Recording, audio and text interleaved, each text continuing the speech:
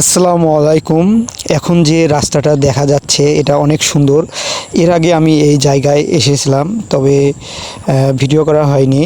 তবে ভাবলাম যে সবার সঙ্গে শেয়ার করি। এবং এর সামনে যে পুকুরটা দেখা যাচ্ছে এটা অনেক সুন্দর।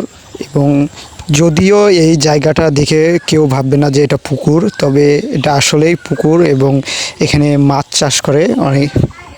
এবং আশেপাশে পানি শুকার কারণে এই জায়গাটা অনেক সুন্দর হয়েছে। এর মাঝখানে কিছু পানি আছে এবং এই পুকুরটা অনেক বিশাল দেখতে।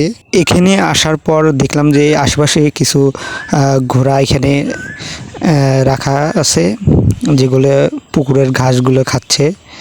এবং এখানে অনেক সুন্দর চারপাশে সবুজ ঘাস দিয়ে একদম অনেক সুন্দর দেখাচ্ছিল।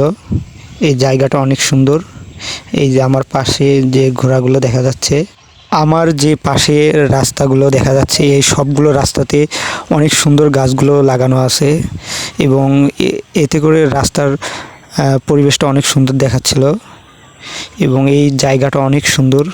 বিকাল করে এই জায়গায় বসে থাকা যাবে এবং আশেপাশে একদম শান্ত একটা পরিবেশ মনে হচ্ছিল।